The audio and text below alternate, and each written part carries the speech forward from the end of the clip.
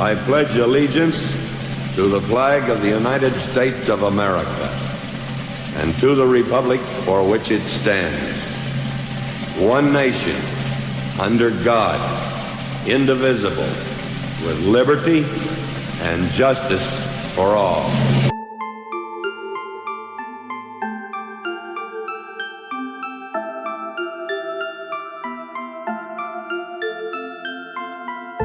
Unlocked and into the dark. Some things are better left unknown. And I'll never find you here, 'cause no one's ever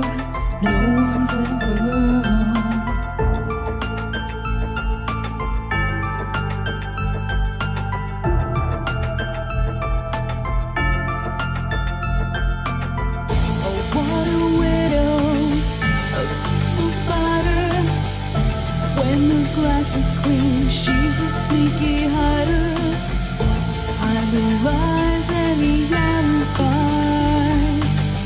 Oh, what a sinner is it in her?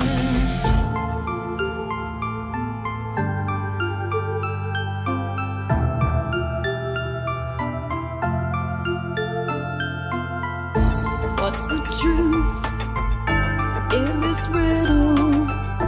Is love really just this simple? I can't seem to find my way in this world that never stays.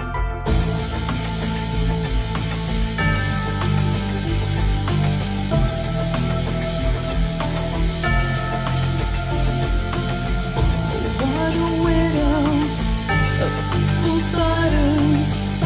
When the glass is clean, she's a sneaky hider. Hide the lies and the alibis. What a sinner is it in her? Okay, I just have to say it once. Let's go, Brandon.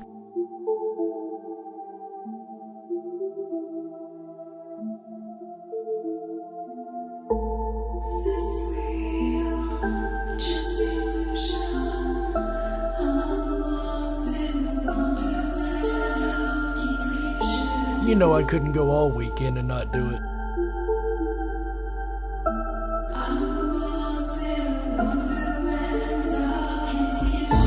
Is this real or just illusion? Manifestation or a dark delusion? Is this real or just illusion? I'm lost in a wonderland of confusion.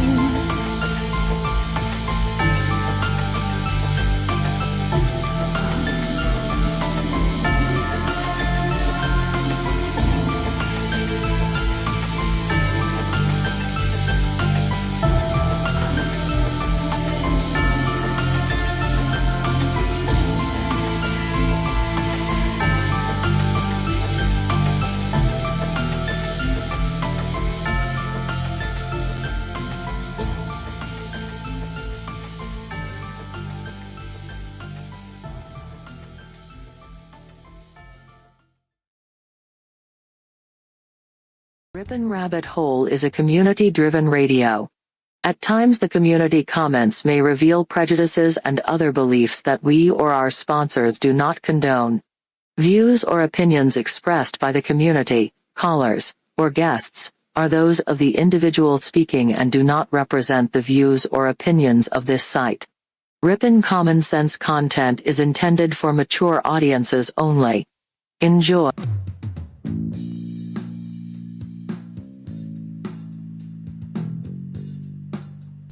Coming to you from a secret cave, hidden deep within the wilderness.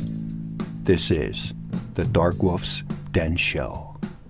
Now, here is your host, Jerry Hicks.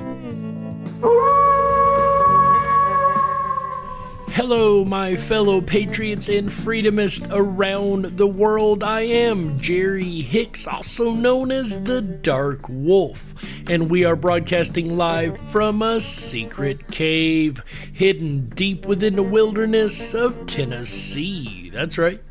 We're ripping through the electromagnetic soup. We're tearing through the atmosphere. And we're tunneling away into your radio like a quantum particle.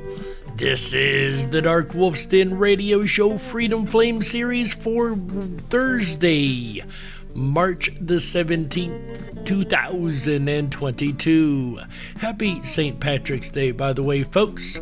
So whether you are on the edge of a reality, the edge of the galaxy, or the edge of your seat, we're glad you chose us to be right there with you. Folks, tonight we are going to dive deep down the rabbit hole of the birth of the Republican Party. That's right.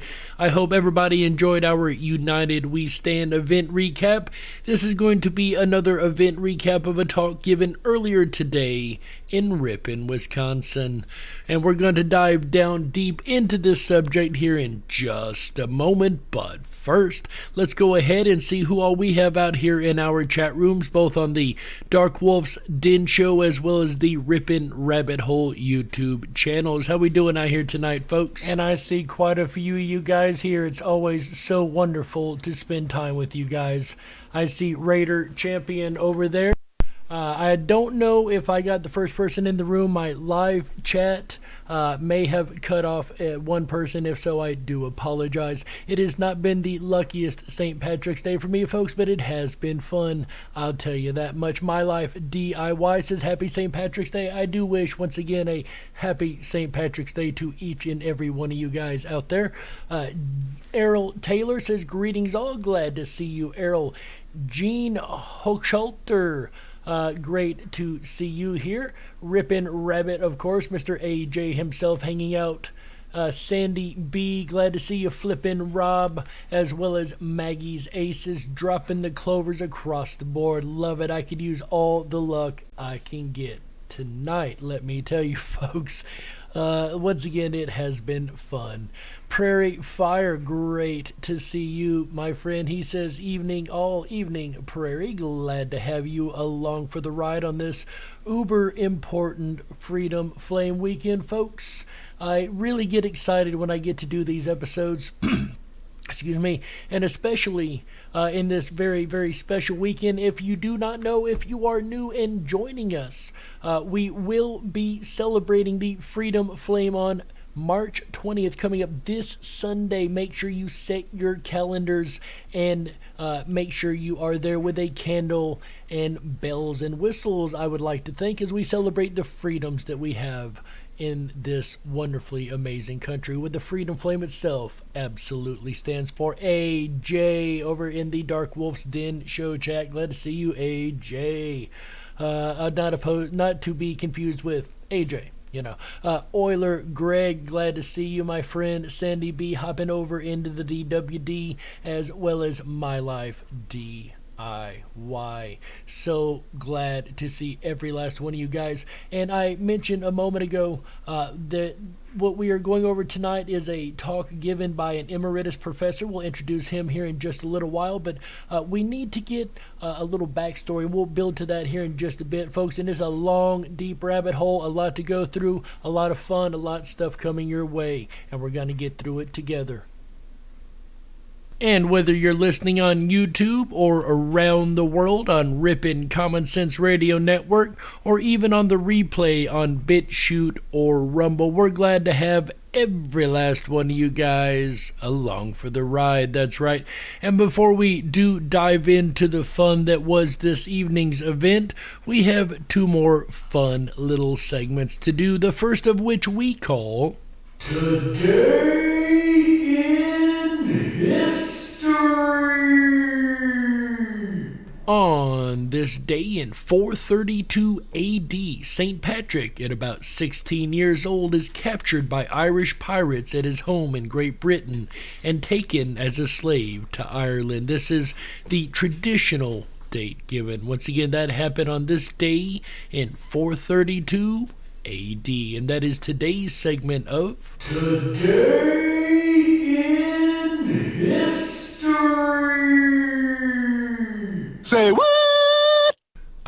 quote of the day today, folks, comes from an old Latin proverb, but it's one that we've heard a lot, at least recently, and that is this, and I quote, "Fortune favors the brave and the bold," end quote. And that is today's segment of Say what? Wise Words to Live By Indeed. Would you not agree, my freedom-loving? And of course, freedom is what the Freedom Flame series is all about. However, we are here tonight to specifically discuss the birth of the Republican Party, an incredibly intriguing story, to say the least. The Republican Party traces its roots back to 1850, when anti-slavery leaders, including former members of Democrats, Whigs, and Free Soiler parties, as well as some Marxists, joined forces to oppose the extension of slavery into Kansas and Nebraska by the proposed Kansas-Nebraska Act. Very interesting name. At meetings in Ripon, Wisconsin and Jackson, Michigan, they recommended forming a new party, which was duly established at the political convention in Jackson. However, we are getting ahead of ourselves. In order to fully understand what all the parties that came together actually stood for, we need to take a little bit of a side dive into each party, starting with the Whigs. George Washington once warned against the passionate loyalty to political parties. He said that they would only divide the country. Well, he was right.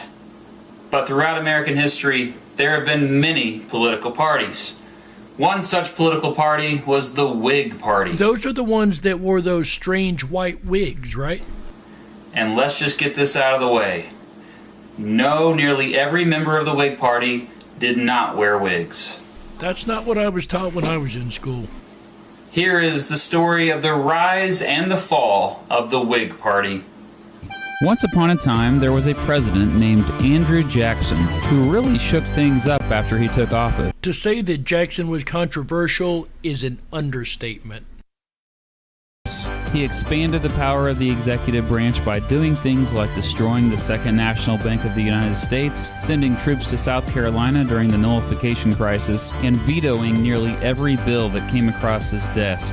A group of Americans became more and more afraid of Jackson. They labeled him King Andrew and called him a dangerous man on horseback. One of these critics of Jackson was a well-respected senator from Kentucky named Henry Clay. He decided Jackson's opponents needed to organize against Jackson, and in 1831 he started planning a new political party. Clay and other political opponents of Jackson called themselves Whigs, named after the term many patriots referred to themselves during the American Revolution, which showed that they hated King George III.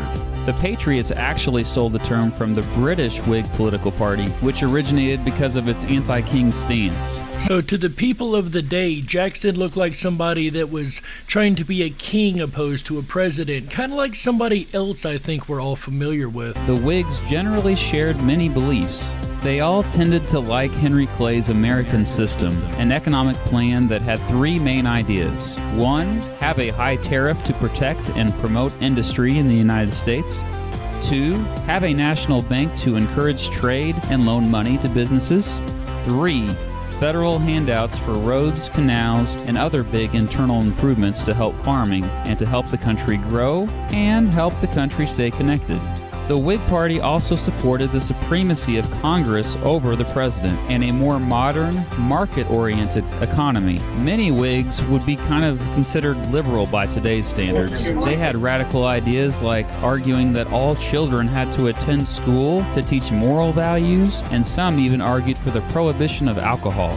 Many were anti-slavery and against Indian removal. So as we see, the Whig Party held a number of values that the Republican Party still holds to this day.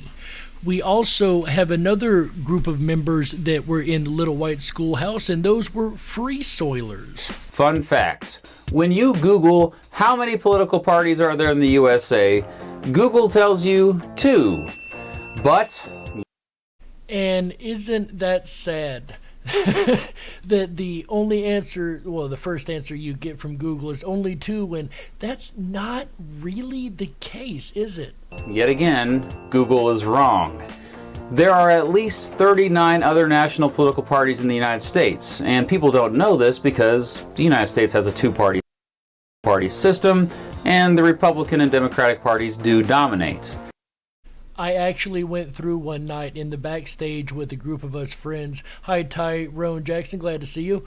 With a group of us friends back there, us rabbits in the backstage, and we looked up the different political parties, and some of them are kind of funny. Some of them are a little scary by my standards. I'll let you go through and do your own research on those. Some of them are pretty funny, though. There's a number of which I was really surprised to see even existed, honestly. These other parties are called third parties. Many of them have wide-ranging platforms. However, some of them are what's known as single-issue parties, meaning they only are campaigning mostly for one major issue. Well, that's simple enough. Party. The Free Soil Party existed from 1848 to 1854, but it had a huge impact. And their major issue was to stop the expansion of slavery. As we see, that seems to be a common theme amongst these different parties that have come together. And at that time, there was a revolution of parties sparking off. But once again, I'm getting way ahead of myself, folks. The person I would like to introduce next to complete our rest of our story this evening, and will be with us the rest of the episode, is Professor Emeritus at Ripon College, Mr. William Woolley, also known as Bill Woolley. Mr. Bill, welcome. We're glad to have you here. Tell us about the next party, sir, if you would, in the three party systems that were at the time of the Little White Schoolhouse in order. You're leaving. I do apologize. There is a little extra audio here and there. There was some extra audio issues in the actual recording at the time. And finally, the most successful of all the third-party movements in this period was the American Party. The American Party. It was unusual in that it was organized along the lines of a secret society. Its members were instructed that if anyone asked about the party, the members were to claim that they knew nothing about it. As a result, the party gained the nickname of the Know-Nothings. The Know-Nothings, folks.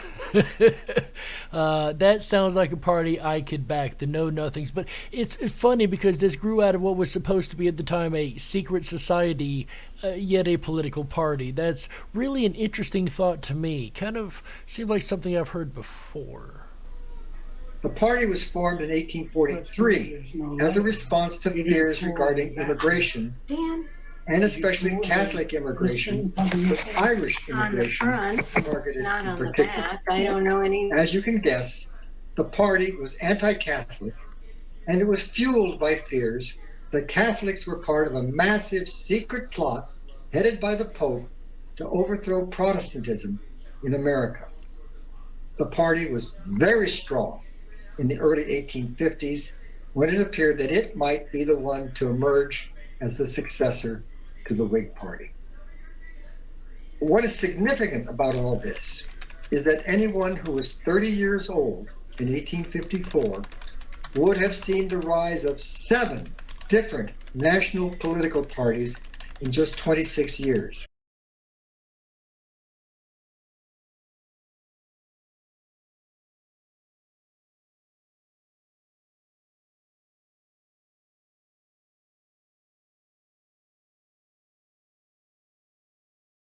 And if I could learn how to use a mic, could you imagine in that time we've seen in the last 20 years no political parties really. One, I take that back, the Tea Party we've seen formed. That was one political party we've seen formed in the last, at least in my lifetime. So I'm pretty sure most of yours, right? Could you imagine seeing 7 different political parties forming in your country just that quickly? that would be mind-boggling to me. We've seen changes in different political parties over my lifetime. I've seen different value structures change within the different political parties that tend to rule the scene, but creation of that many different parties in one's lifetime, that's just mind-boggling to me, right? I'd now like to turn to Ripon.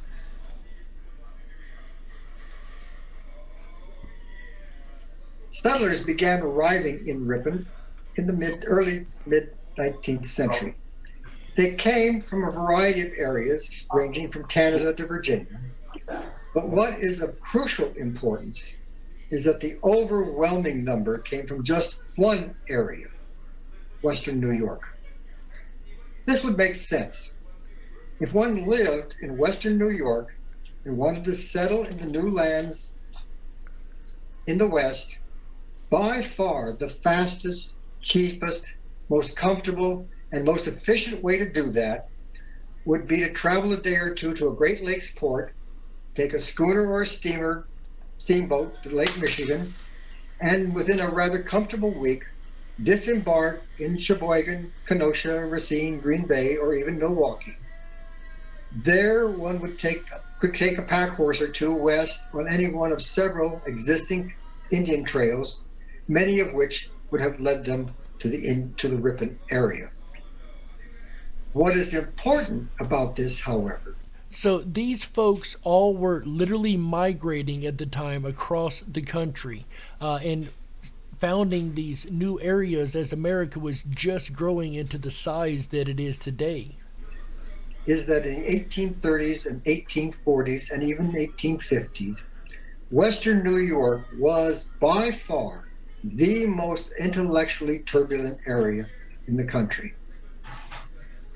The major issues were religious, but this was not an evangelical movement. It was a radical and theological movement. People began questioning virtually everything about their Christian faith. No issue was sacred. And all this was happening everywhere in that part of the state. Historians, therefore, now refer to the area as the burned over district. They call it that not due to any fires, but due to the fact that the turbulence involved everyone. It involved every city, it involved every village, it involved every neighborhood, every household, every person, and it was intense everywhere. Hence the idea that the area was burned over. Moreover, the debates and the questioning of anything considered orthodox extended well beyond religion to virtually every other aspect of life. So these folks were really tired of what was going on in their town. And we're going to fast forward the story a little bit, but ladies and gentlemen, before we do, it is time to go ahead and take a break right here.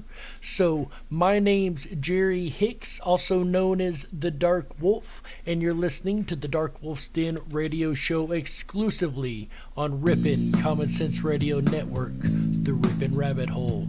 We'll be right back with the second half of the Dark Wolf's Den show after these messages. Stick around. Don't touch that dial. That's right. We gotta stoke the fires and run off the men in black. Don't touch that dial. We'll be right back.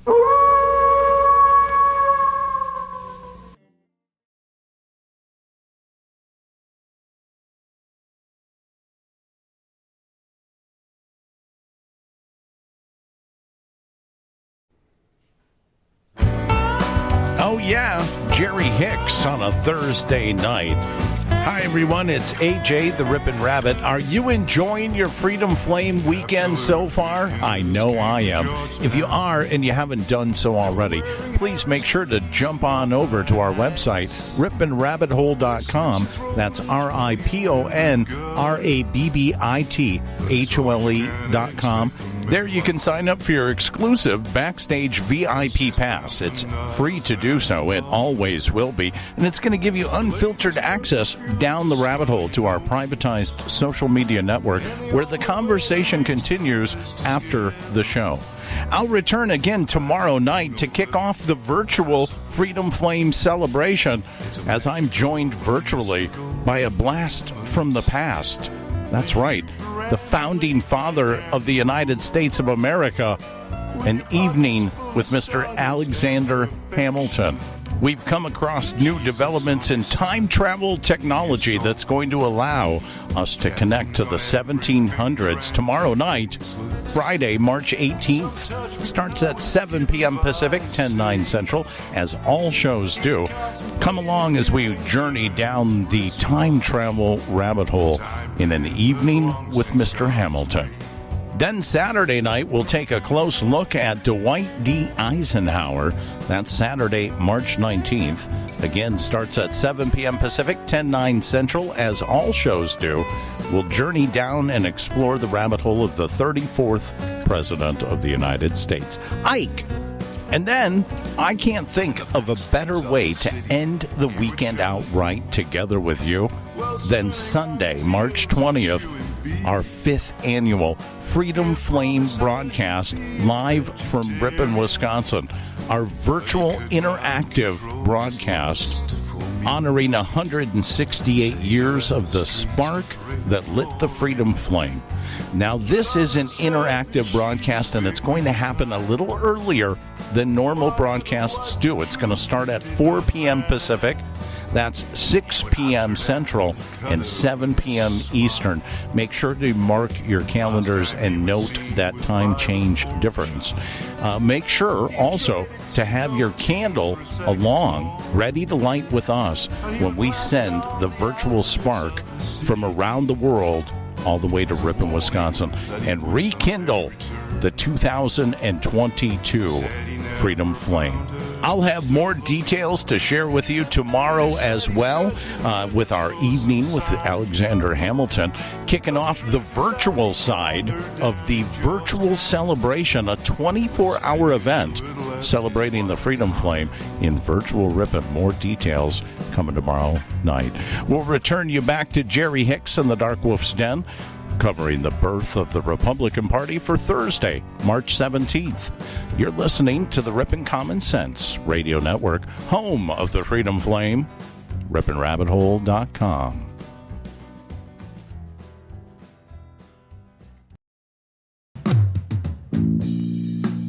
If you were meant to be controlled, you would have come with a remote, but you didn't.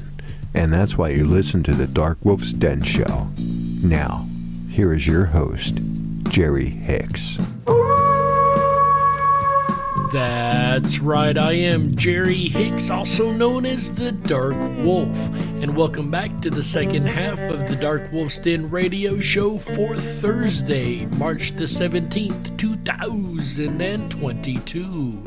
So whether you're on the edge of a reality, the edge of the galaxy, or the edge of your seat, we're glad you chose us to be right there with you, especially for this very special Freedom Flame episode as we finish kicking off the Freedom Flame weekend the right way. That's right, folks. And that's with you guys, of course. I wouldn't have it any other way as we celebrate freedom together, and it's great to see so many new faces in the house. I have been neglecting the chat just a bit. I do apologize as we've got a whole lot of information to go over tonight. This is an interesting story that only gets more interesting by the moment, I promise you that. Earth first, space later. Glad to see you here. Man, Danny Malls made it into the house, dropping a load of emojis back there a little bit ago.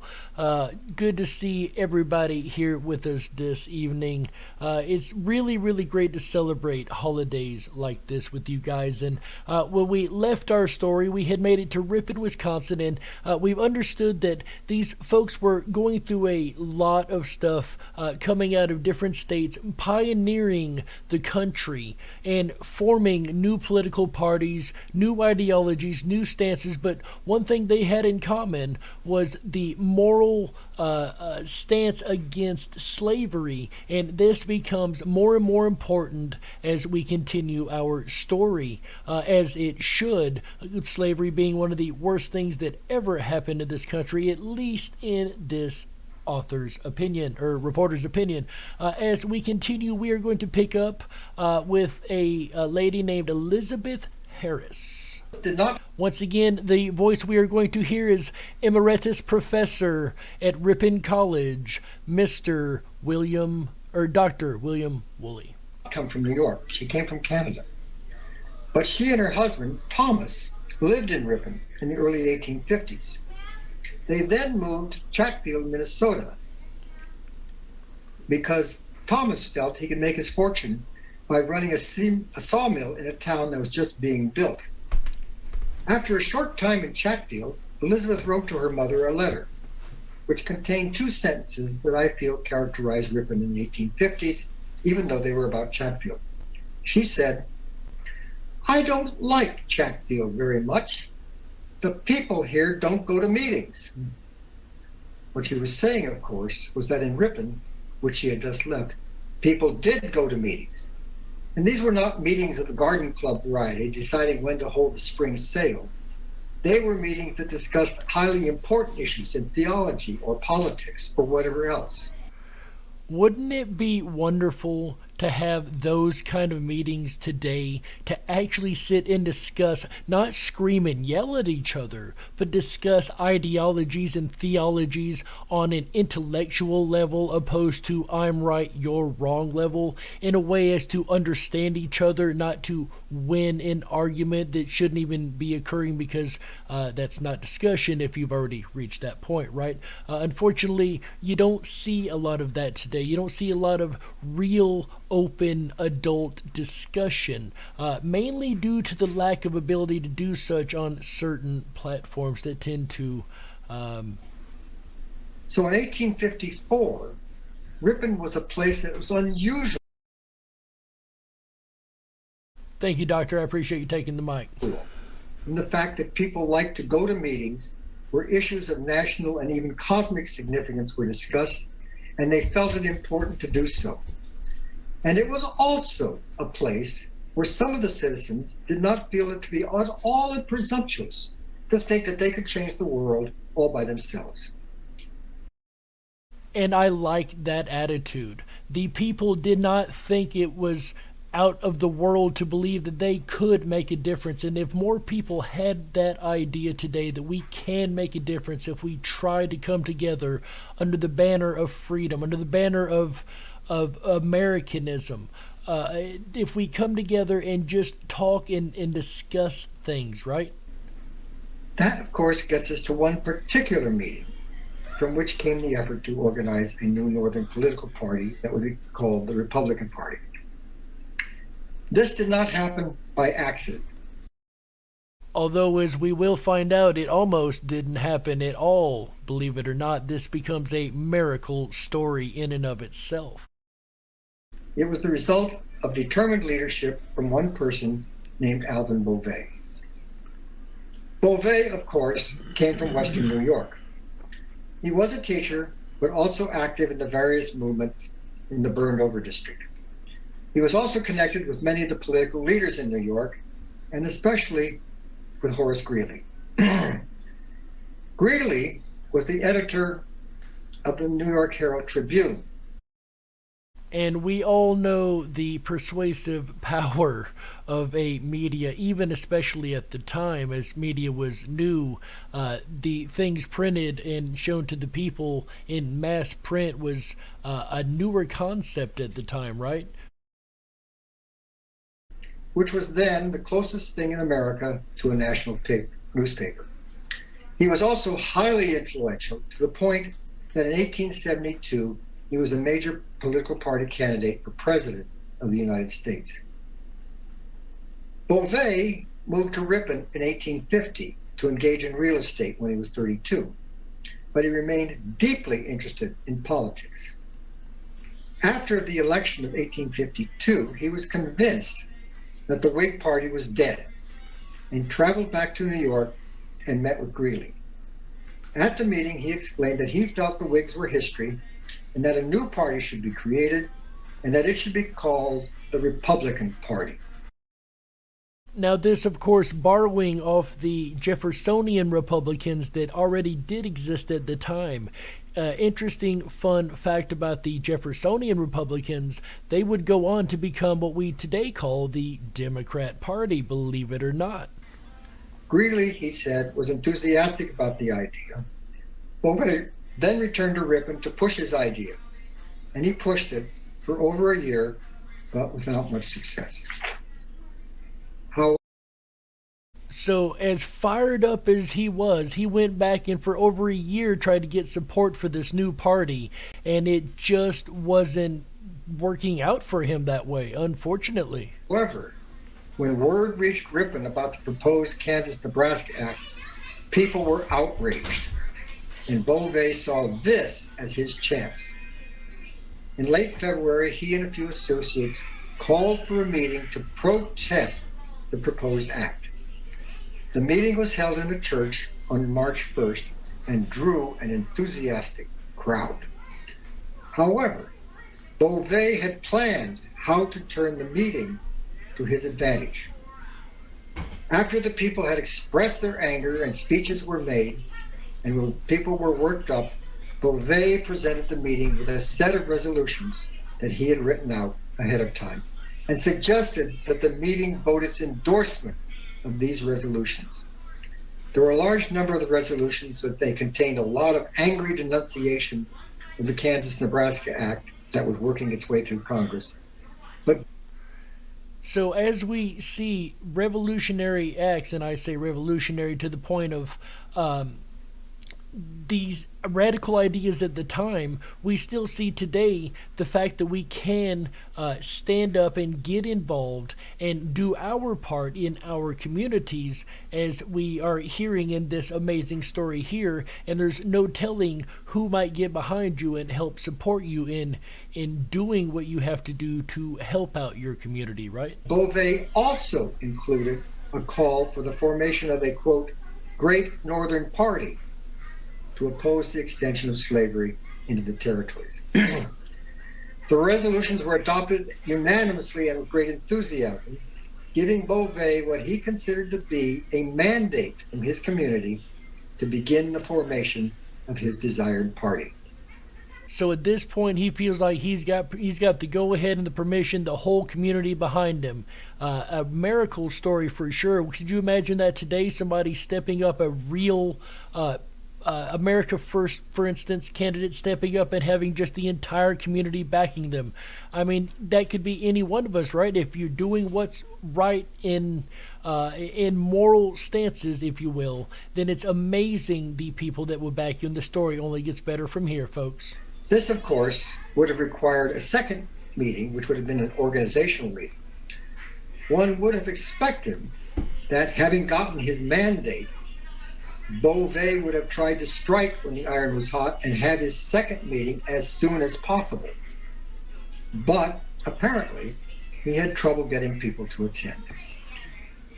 So even though he was able to get the community good and fired up at the time, when they went back to their normal lives, it was more important to rear the kids and raise the farm and just dealing with everyday life than to, for some of these folks, I'm sure, than to think that they really could do something. He just was having a problem keeping the support up. It's not like he didn't have the support. He was just having a problem keeping it going at the moment. Over the weeks, he buttonholed a number of them, but for some reason, a week and several days went by and no organizational meeting.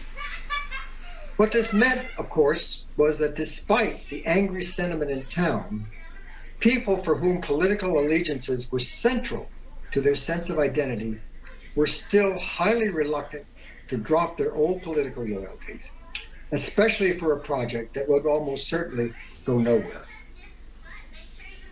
Then an event occurred to which few have paid much attention. An event that we've spoken, well, I say we, it will be we. Now, AJ has spoken about a number of times. I think he just spoke of this event last year, and it was one of those events that was really needed to sway the change in emotion and in the ideas of these folks. It's one of those last ditch moments, you know what I mean, when you've given up all hope and you think everything's just not going to work out and some funny thing happens that changes the way. Well, this is one of those, I guess you would say, time locked events, right? But it may have served to turn the situation around for Bovee in Ripon. In 1852, a slave named Joshua Glover escaped from his owner in Missouri and got to Milwaukee, where he found security with a family named Glover. 2 years later, in 1854, his owner found out where he was and came to Milwaukee to get him back. According to the Fugitive Slave Law that was part of the Compromise of 1850, he was not only allowed to do that, but he could also call on federal marshals for help. And what was far worse, those marshals could then deputize citizens to help them. I said earlier that the Fugitive Slave Law was political dynamite. It was because suddenly in the North, slavery was no longer an abstract happening to someone else somewhere else. It was something real happening to real people in northern communities. On March 11th, the marshals raided. And it's really funny that it's never a problem until it becomes a problem, right?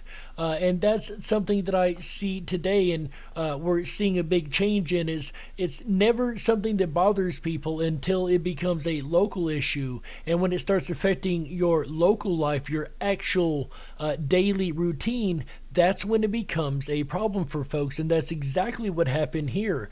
It started to hit home. These national issues had become a local issue. Glover's home and captured him.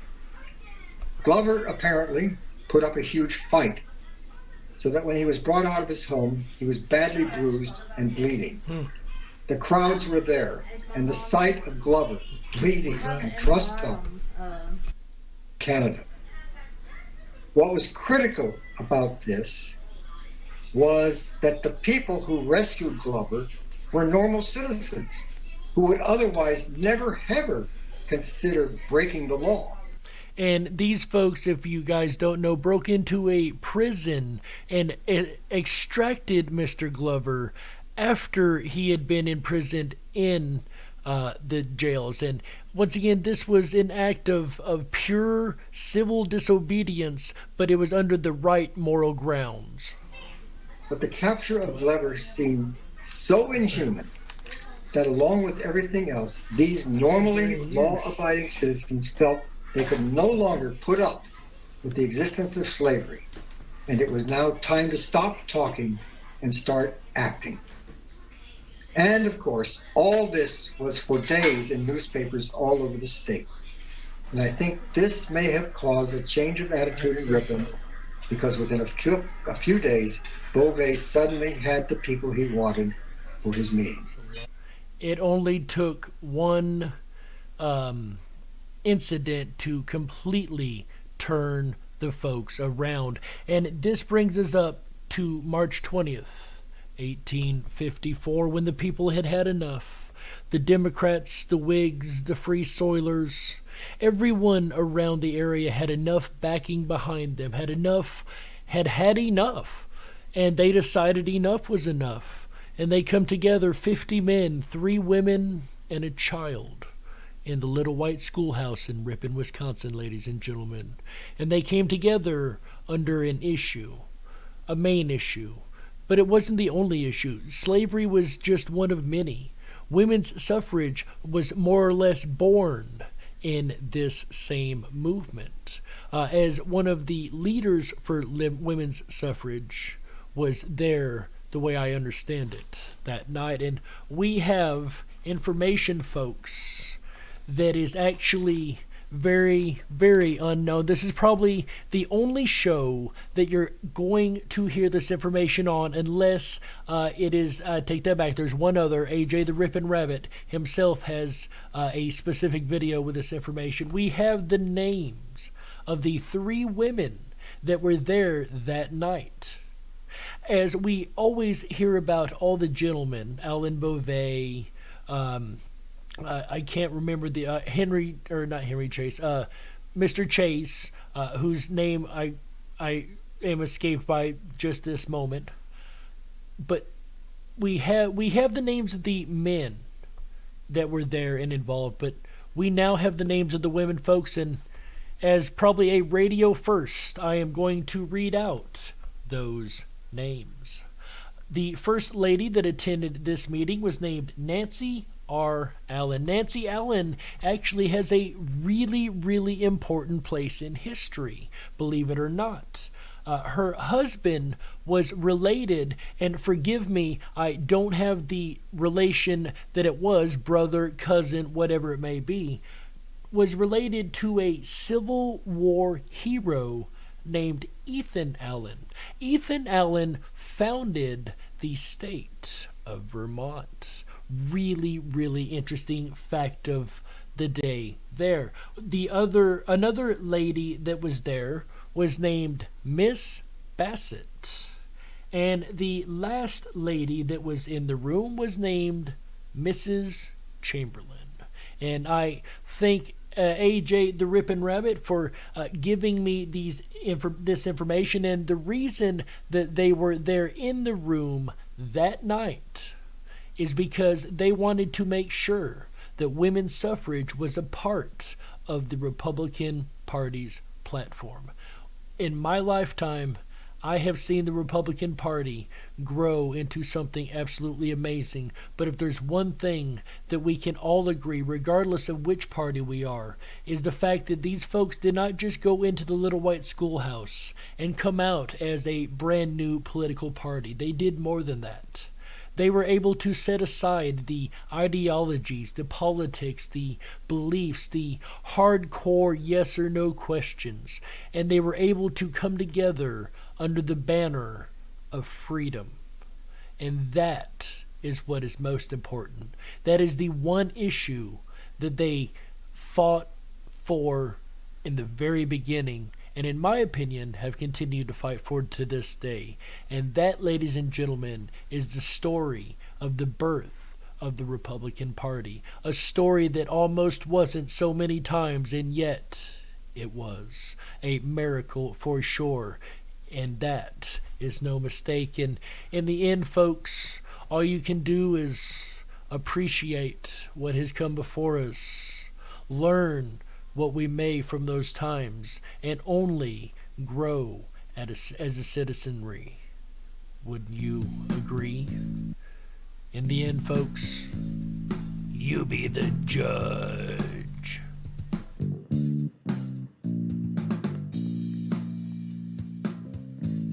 We got to close it out. That's right, that's it for this episode of the Dark Wolf's Den radio show for Thursday, March the 17th, 2022. So whether you're on the edge of a reality, the edge of the galaxy, or the edge of your seat, we're glad you chose us to be right there with you. Folks, the den may be closing, but don't you worry, the weekend fun has only just begun. That's right, especially on this very special Freedom Flame weekend. Make sure you tune in tomorrow, Friday, March 18th, 2022, 7 p.m. Pacific, 9 Central, as our buddy AJ the Ripon Rabbit takes back to the airwaves with an all-new episode of the Ripon Rabbit Hole Live Show. It turns out he has a way to reach into the past, and he has set up a conversation with the great Alexander Hamilton himself. That's right, folks. He will be joined by Alexander tomorrow night as they discuss the Constitution and I'm sure many, many other freedom-loving topics. All that and more on Friday, March 18th, 2022, 7 p.m. Pacific, 10/9 Central. Then on Saturday, March 19th, 2022, again at 7 p.m. Pacific, 10/9 Central, AJ the Ripon Rabbit returns to the airwaves with an episode about Eisenhower. That's right. If you don't know much about President Eisenhower, this is definitely the episode for you. I can tell you he's actually gained quite a following in the paranormal side of things, let alone the freedom-loving side of things, and he actually has a very deep connection to the freedom flame that we are celebrating this weekend. So make sure you tune in Saturday, March 19th, 2022, 7 p.m. Pacific, 10/9 Central for that discussion on Eisenhower. And all of this leads up to the Freedom Flame episode coming up Sunday, March 20th, 2022. This one is going to be at a different time, folks. We're looking at 4 p.m. Eastern Time, 1 p.m. Pacific on this particular episode. And do make sure that you have a candle ready. As you see, the Freedom Flame episode, we celebrate the Freedom Flame in Ripon, Wisconsin every year. This will be the 5th year of Ripon Common Sense Radio Network celebrating the Freedom Flame. This will be 68 years of its existence and 168 years since a variety of different types of people entered a little white schoolhouse in Ripon, Wisconsin and came out united under the banner of freedom. And this is going to be an amazing episode. I am so very excited for this coming Sunday. Once again, make sure you have a candle available as we will all be lighting our very own freedom flames. And every year AJ asks people to take a picture and send it to him, and we add it to our Freedom Flame candle gallery. So do make sure you have that on hand for Sunday, March 20th, 2022, 4 p.m. Pacific, 4 p.m. Eastern, 1 p.m. Pacific. I'll get these numbers right shortly, folks, I promise. Also, for any details of upcoming events that we may have going on, make sure you stay tuned to the RiponRabbitHole.com. That is the RiponRabbitHole.com. That is RiponRabbitHole.com. Over there, you're going to find, once again, any and all updates and details on events that we have coming up. Just make sure you click that on Listen Live button, and we will keep that up to date as much as possible. Also, you're going to find a variety of groups over there. Do make sure you check out the different groups that we have available. And if you don't see something you like, you can always make your own group. That's right. And invite your friends and everybody you would like to join that group, right? We also have the Dark Wolf's Den radio show group, as well as the Ripon Rabbit Hole radio show group over there, if you would like to drop topics of suggestions to us. Also, one of my favorite places to hang out is over on the RiponRabbitHole.com in the 24/7 Backstage Lounge, which is where we hold a lot of the RSVP special events. All you got to do is select the Backstage Lounge, choose your name, okay your cam if you would like, and your microphone, and join us. We would love to see every last one of you back there. Also, if you are going to go over to RiponRabbitHole.com, all you got to do to get access to all of this fun stuff is just sign up for the always free VIP pass. That is going to get you access to everything on that site. I look forward to seeing all of you guys down the rabbit hole. Of course, that is our social media section over there, where we do not shadow ban, we do not get rid of information. As a matter of fact, we welcome information down the rabbit hole. With that said, folks, we have to get out of here. It's been an amazing weekend kickoff, and I'm so glad to have spent it with every last one of you. On behalf of AJ the Ripin' Rabbit, Chick Mandela Effect, Michael Musco, Walt House, everyone involved in Ripin' Common Sense Radio Network, as well as our amazing mod team over on YouTube. My name's Jerry Hicks, also known as the Dark Wolf. And remember, until next we meet, stay awake, but dare to dream. Good night, everybody. How? Yeah, that's right.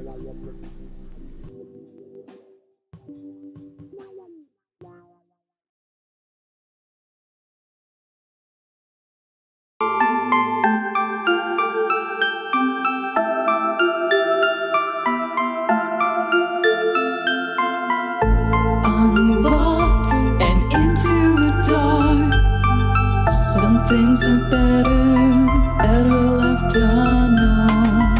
And I'll never find you here, 'cause no one's ever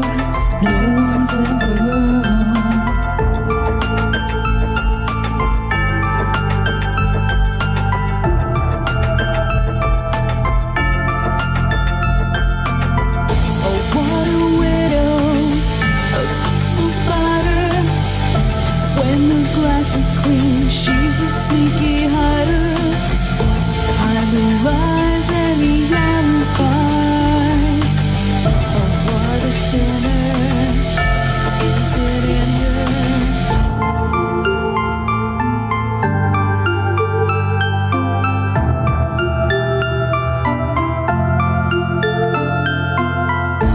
What's the truth in this riddle? Is love really just this simple? I can't seem to find my way in this world that never stays.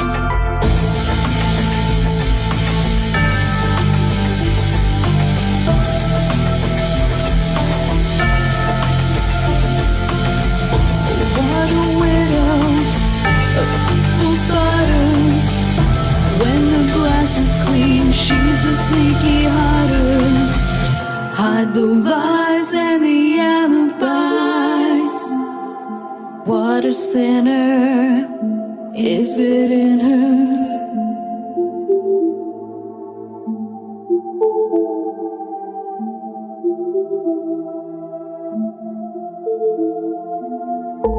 Is this real? Just illusion?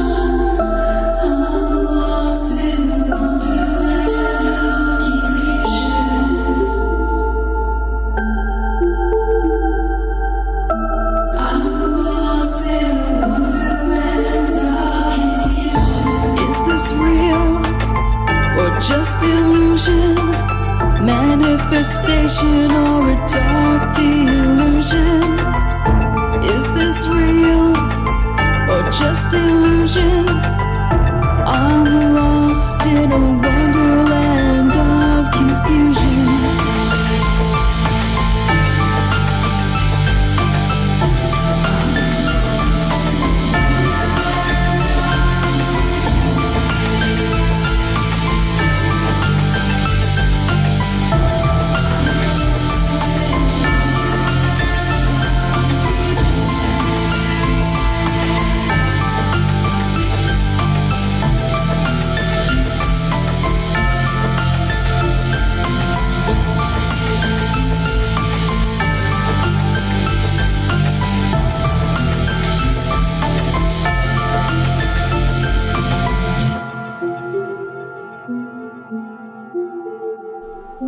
Here's a thought, folks. What freedom is mean to you? What does freedom mean to you?